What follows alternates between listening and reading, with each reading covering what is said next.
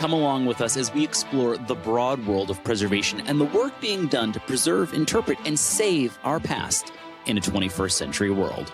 From aquaculture to historic foodways to forensic modeling, we're talking weekly with experts from across the globe. This is your host, Nick Redding. Welcome to PreserveCast.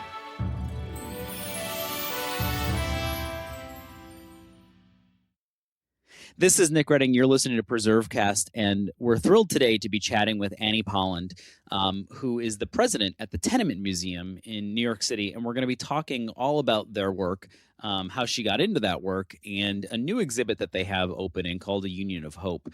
And we'll be learning about what that means and how you can go and see it and learn more about it. But before we get there, Annie, we love to get to know people that we're chatting with. So where did you grow up, and what kind of put you on the path to working in museums like the one that you work at now? It's great to be here at PreserveCast. I grew up in Milwaukee, Wisconsin, so very different from New York City. But I think one of the things as I look back, one of the things that got me interested in the past and, how we talk about the past and how we help people experience the past was an exhibit at the Milwaukee Public Museum called The Streets of Old Milwaukee, where they had basically taken several streets of a kind of turn of the 20th century streetscape and recreated it in a way that you walked through the cobblestone, you walked on the cobblestone roads through and were able to peek into the stores. I think even go inside some of the stores, just really gates, fences were put up, and it was so all encompassing, so immersive. It really sparked the imagination. And then right next to that exhibit was a kind of companion exhibit. I can't remember the name, but it actually looked at the different cultures, the different immigrant groups that had come and settled in Milwaukee. And you could kind of, again, peek inside the room and see it like, an Italian household or an Irish household or a Jewish household. And I just remember being fascinated with that, thinking about how did people who had come from different places bring their traditions to this very landscape and streetscape. And so I think that fired up my imagination to learn more and to study history. That's interesting because I've heard about that exhibit. I have another colleague who they say that that's the reason that they got involved in preservation and history was that exhibit. And I from what I understand, and I don't know if it changed, they removed that and there was great public despair and outrage about the removal of that exhibit, I think. So it obviously touched a lot of people's hearts. Yeah, I think there's plans to reassemble it. I believe the museum had to basically build a new building, which is unfortunate because they were in a really, I think a phenomenal building. But I think there were some structural issues and they realized that it would cost more to fix those than to build a new, which again is quite rare. But so I think they're redoing it in the new place, but it might be different. I don't know. I don't know how they can recapture it, but I hope that they try. Certainly, yeah. It was formative. Yeah, it must have been something pretty special. So, where was your first job in the field? How did you had the interest, and then what was your sort of path to New York City from where you were? From the age of 5 and going to streets of Milwaukee to how I am where I am at the age of 50. Well, I mean, in short, I studied all sorts of stuff at the University of Wisconsin-Madison, and then went to Columbia for graduate school in history and got my PhD. And while I was there, I worked as a tour guide for a company called Big Onion Walking Tours.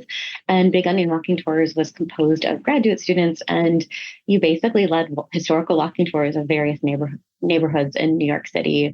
And so my first tour was of the Lower East Side. And so it was actually connected to the Tenement Museum at that point.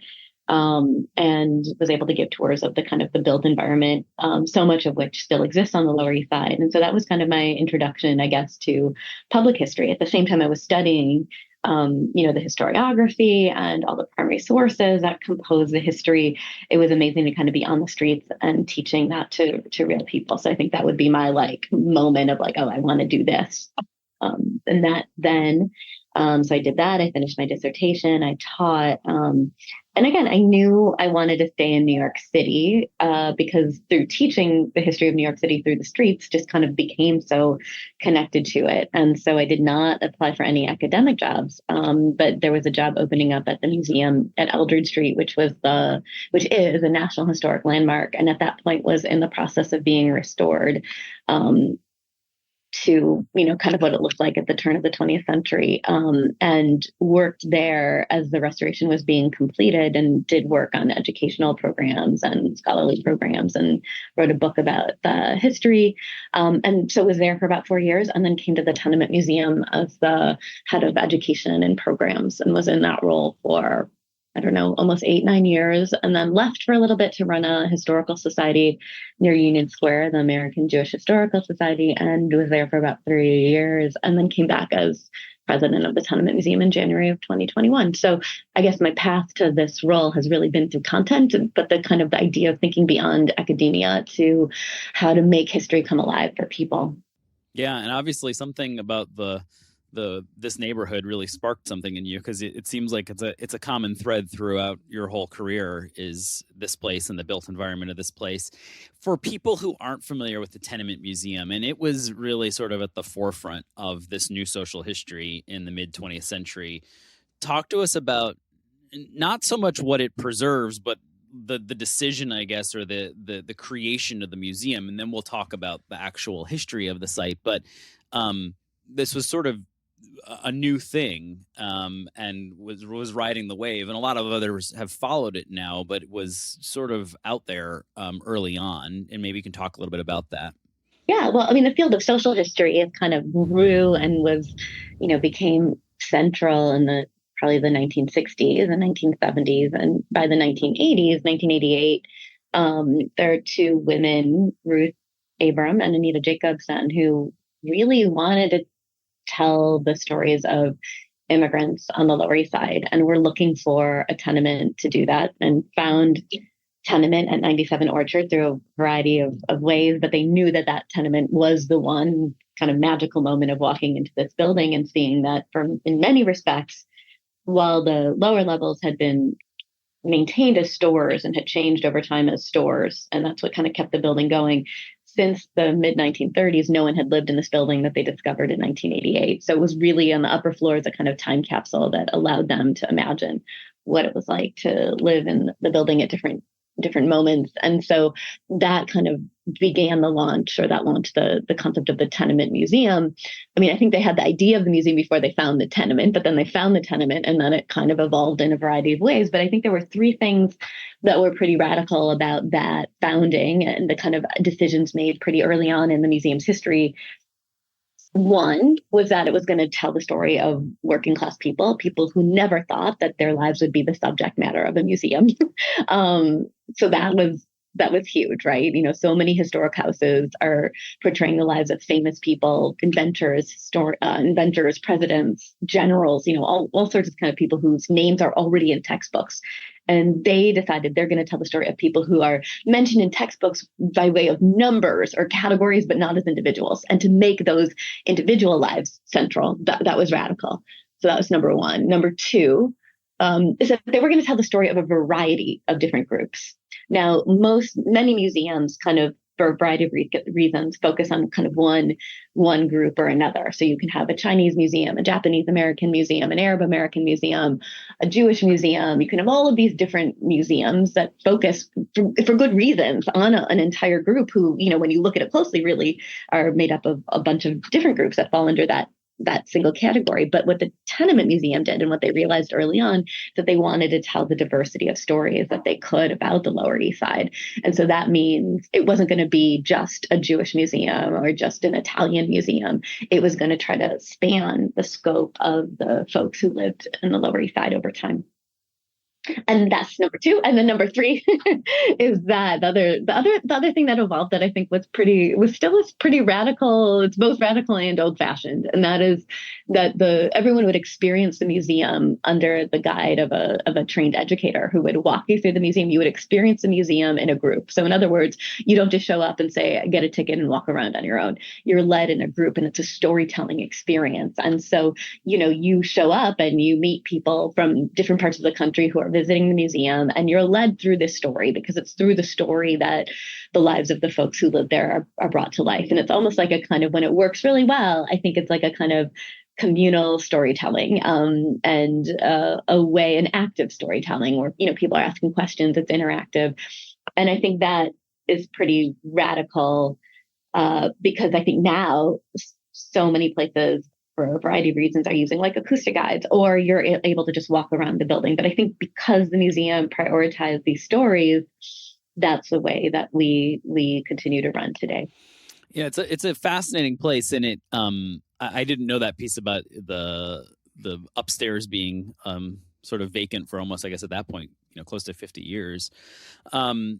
So talk to people about the experience of visiting. So if they do visit, obviously we know that it's a storytelling experience. There's a group that kind of takes you through this. What are the stories that you'll be sort of exposed to? Are they always changing? I know we're going to talk about this new exhibit, so understandably there are obviously exhibit spaces, but who might they meet on this experience?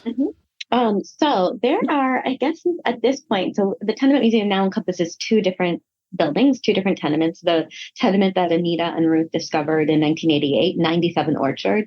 But the museum purchased another building on the corner, 103 Orchard, that everyone starts their experience in. It's our gift shop, our bookshop, and all our tours begin then. So that becomes the kind of centralized focus place. But in addition, on the third floor of this building are also exhibits. So we have a total of about 12 exhibit spaces that you would experience through 8 different tours. So you come in and you can choose from about 8 different building tours in the building. And so some of those building tours encompass 2 families, sometimes it's 1 family. You can also do walking tours and other ways of experiencing the neighborhood. And so those stories span from 1863 when the building opened to the 1980s when you still had residents in this building. And so you can pick what tour you go on. And again, some of those tours encompass 1 family, some 2 families. And then you go to the apartments that have been recreated. You'll see recreated apartments. You also see ruin apartments. And the ruin apartments are kind of rooms that have actually been preserved to look as they did in 1988 when the building discovered, so that there's this idea that you see recreated apartments that match a particular time period, but also these kind of ruins. So you get to discover the building on your own too. So in 8 tours and all these spaces, how big is the organization that backs all this up? How big is your staff? How big is your team to make all this happen? In a pretty expensive area too. This is probably one of the more expensive places in the world to manage a museum. I mean, it's a New York challenge. City? Yeah, in New York City, in particular, where you're at too. It's not. This is no easy task. So I'm just curious the scale of what you're doing here. Yeah, no, it's a great question. So our staff is about 50 full-time employees and then about 60 to 70 part-time employees. So a lot of our educators are part-time.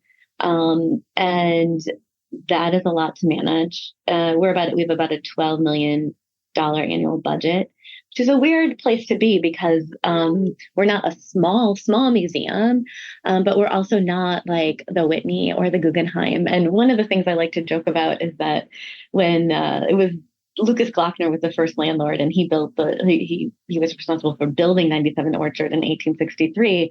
And my favorite joke these days is that I wish he had set aside some money for an endowment for the museum, because we'd be in a much different place if we had an endowment that started in 1863. So it's like a weird thing where we're a very scrappy museum in a lot of ways.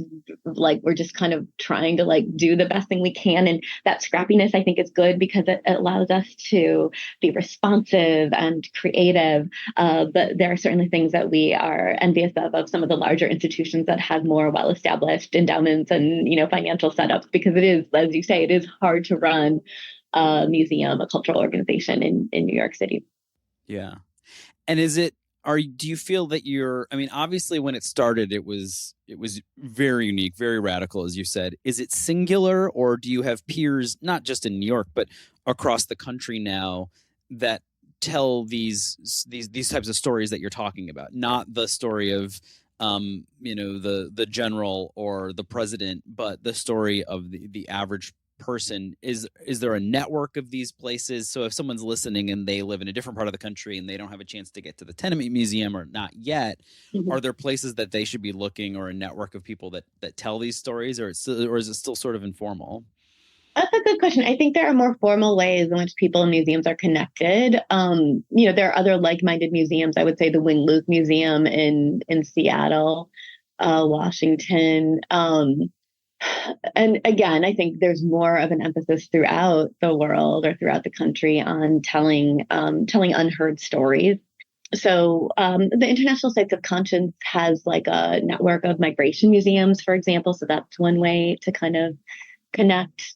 Yeah, it seems like there's still work to be done in this space. That there could be more Yeah. of these in communities around the country. That there's still a lot of ground and a lot of stories to be told. I know we talked to people in Chicago creating a public housing Oh, yeah, museum. of course. Thank you So for, yeah, Lisa Lee. yeah, yeah, Yeah. And I just visited, which I'm so excited for that to open. I got a tour of the construction site. yeah. That is super exciting. Yeah, absolutely. And it's neat to see the ways in which Lisa Lee and her staff have taken like some of the ideas that we have put into practice here, but like then because of the differences of the site that they're in, can like do different things with art and all different kinds of creative ideas to make those spaces come alive. So that definitely feels like a museum that we're in conversation with and can learn from now. So, talk to us about the new exhibit that people can expect to see, the Union of Hope, which chronicles the African American experience on site, or at least one part of the African American experience on site, and the story of Joseph and Rachel Moore. So, where did this come about, and how does this kind of tie into the broader experience of visiting the Tenement Museum? Great. So I think in some ways, and this is what I love. So remember when I said that one of the things that made the Tenement Museum somewhat unique is that our experiences are led by educators and we try to create interactive experiences in which visitors ask questions. And in the best case scenario, visitors will ask questions that we don't know the answer to, and that will spark research, and then that creates new tours. That's what I like to call the tenement cycle. Like we take questions we can't answer, we go to scholars, we do research, and we create something new. So whenever I lead that tour, I actually say this tour came about because of a question a visitor asked. So I encourage you to ask a question so you can then come back and go on a new tour. But what we were telling the story of an Irish family, Joseph and Bridget Moore, who lived at 97 Orchard. And we shared with our visitors a city directory. A city directory is a 19th century, document that was the kind of version of the Yellow Pages or maybe LinkedIn in some form, but just basically goes alphabetically, lists people's names, says their occupation and their residence. And that's about it. But when we were showing the city directory for Joseph Moore, the Irish Joseph Moore, who lived at 97 Orchard, basically we were just saying, like, here's a source that shows you that we know what we're talking about and that he really lived here. Fine. But visitors started to notice a Joseph Moore who lived at 17 Lawrence. This Joseph Moore was listed directly above the Joseph Moore 97 Orchard Street. And next to his name in parentheses, it said COL''D, which was the 19th century abbreviation, which was an abbreviation for the 19th century term color to refer to people of African descent. And that immediately sparked all sorts of conversation. What was it like for this man with the same name, same job, living in New York at the same time? What would his life have been like? And we eventually started to research that. And we found more about Joseph and Rachel Moore than we found out about Joseph and Bridget Moore, actually. And we're able to realize like we had the makings of an exhibit that dovetailed with a construction project and a preservation project we were doing for the whole building of 97 Orchard that enabled us to strengthen the fifth floor of our building, which had not previously seen visitors because it wasn't properly stabilized for visitors. And so because that project was happening, we realized we could tell Joseph Moore's story at our building. And this was a departure in the sense that it was the first time we were telling the story of people who did not live in our building. But our research revealed that there were reasons why they didn't live in our building and that it was very hard for Black New Yorkers to live in neighborhoods that didn't have a strong number, a large number of other Black New Yorkers. And so it seemed kind of arbitrary at that point to say, oh, we're not going to tell that story because they didn't live in our building. What could be the challenge? How can we tell their story in our building, but still be really specific that they didn't live in our building and make that an exhibit? And that's what we did. And I think this exhibit, in some ways, it could be the first tour you ever see at the Tenement Museum, because in laying this out and describing kind of how we came to this story, we're also talking about the methodology of the museum and talking about the past work of the museum and really exposing people and bringing them along our journey and sharing the primary sources that shows how we got to what we're doing. And so in some ways, what we've always strive to do on our tours is show people how we know what we know. And I think this tour does that. It helps us recreate this community of the Eighth Ward, which is now present day Soho, which has no historic fabric or very little historic fabric that dates from this time. And what we found out, of course, was that Lauren Street is West Broadway. So, we'll say Lauren Street when we tell our visitors West Broadway, and many of them are familiar with Soho because if they're tourists, they've gone shopping in Soho. But this is an opportunity to kind of reveal a history that can no longer be told. Ironically, can no longer be told at that block because there is no historic fabric. But what we've done in our building with historic fabric is kind of explain and resurrect in some ways that neighborhood, the communal networks. We draw heavily on the Black press and maps. And then we recreate their 2-room apartment, would have been a rear tenement apartment made up of 2 rooms, and show the people that Joseph and Rachel lived with in 1870 when we find them on the census. And I guess in a way it opens up a lot of other stories. Now that you're comfortable sort of telling an off-site story on site, it allows, the canvas of New York is yours now. You could tell a lot of stories now that you've kind of gone down this road. How long does an exhibit like that stay open for? If people came and visited, in the next 6 months, will it be there? How long will they get a chance to see this? In perpetuity. Once we create an exhibit, it stays. So we have, like I said, 12 exhibits from the beginning. Our first apartment was the Gumpertz family and the Baldizzi family, Italian. The Baldizzi family was, of course, Italian, Catholic, and the Gumpertz family is a German Jewish family from the 1870s. Those have been there from the very beginning, and they're still there.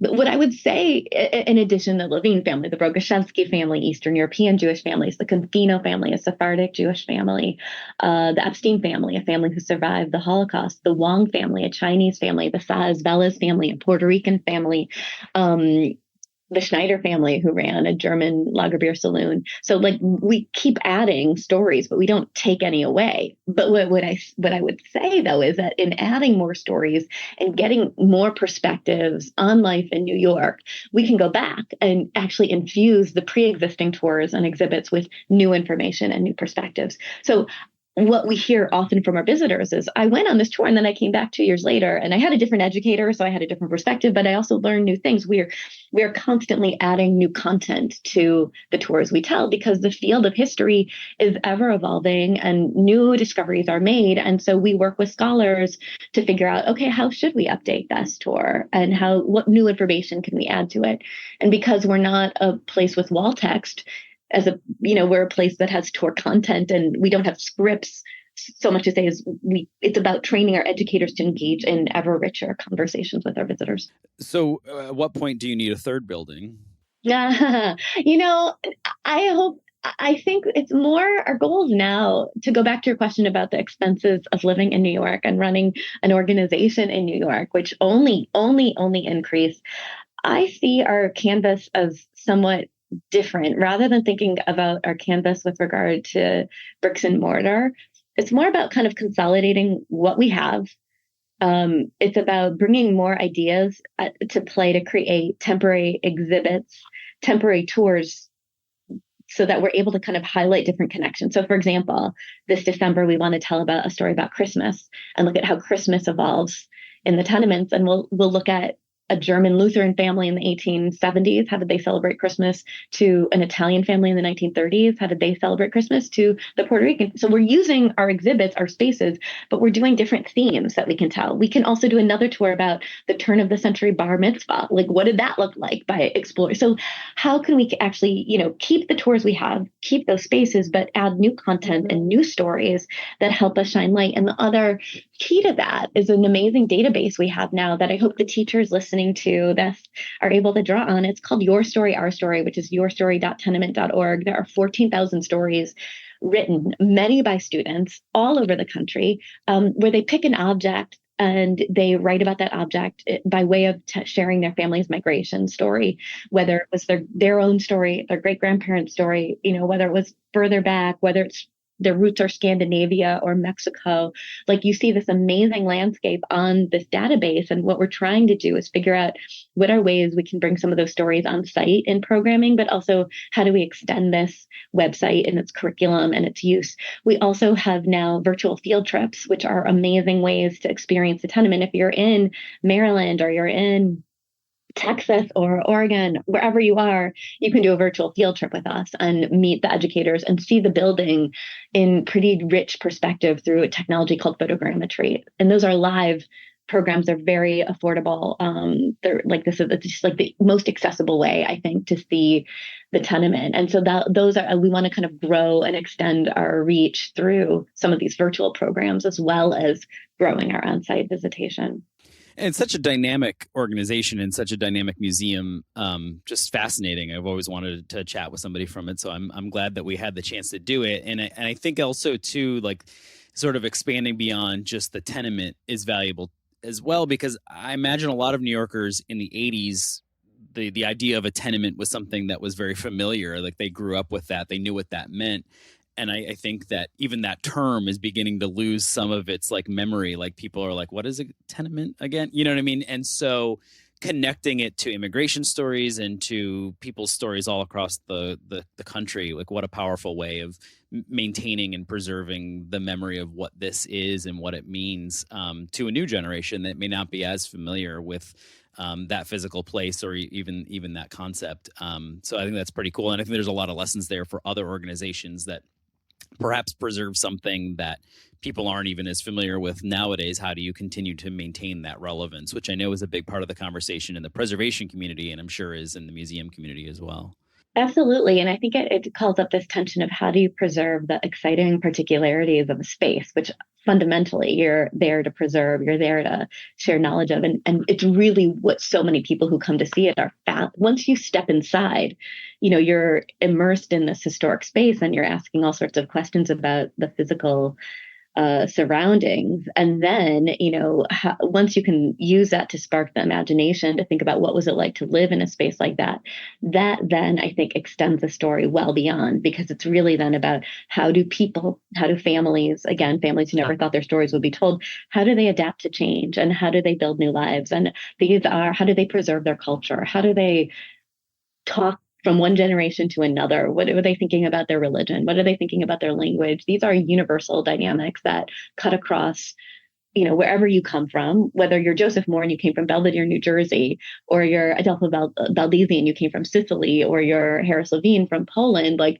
all of these people coming who moved into our tenements had to think about new ways of living, new ways of preserving their culture, new ways of organizing politically. Like, that's what we're all doing, right? We're living in an age where everything is constantly changing. We're constantly having to think about like what's important to us, what we want to pass down.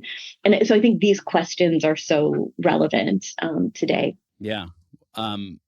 Definitely there's a relevance here, and exciting to see what you're doing. And I think for a lot of people listening who either work at museums or work in preservation, I think there's a lot of lessons to be learned, and obviously a great place to visit and learn those lessons. So if people are in the New York area, I presume you have regular hours, you're open all the time with a staff that big, people can come and visit you, but what's the best way to get that information, and where can they find you online?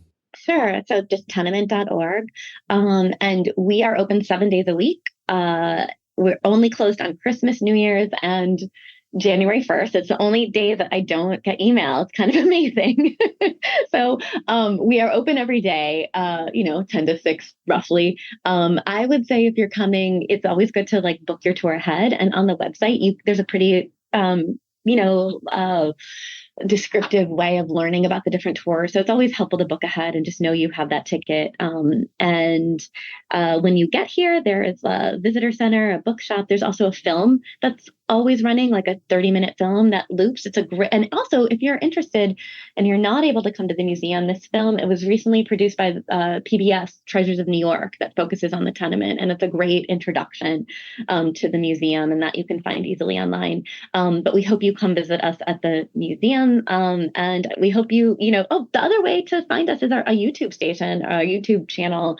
We do public programs that are entirely free, and different historians talking about different immigration laws, for example, or we do musical concerts. So that's one way of finding us. And I hope that you do come visit. And I hope, Nick, you can come visit as well. Well, this has been just awesome. And, I think many of us listening are the children or the descendants of immigrants, and what a cool way to know that story is being told. And exciting here also to hear about how people across the country can engage in it and tell their stories and learn more about your work. And so we'll have links in the show notes to all of the websites that Annie mentioned. But it's been a pleasure chatting with you, and hope to get a chance to come see it sometime soon. Thank you so much. Thanks for listening to PreserveCast. To dig deeper into this episode's story, head over to PreserveCast.org for show notes and our collection of previous episodes. Don't forget to engage with this podcast by subscribing, commenting, and leaving a review. Follow along on Instagram, Twitter, and Facebook at PreserveCast for even more. PreserveCast is currently recorded in Walkersville, Maryland, and sponsored by the 1772 Foundation, and powered by Preservation Maryland. Thanks for listening, and keep on preserving.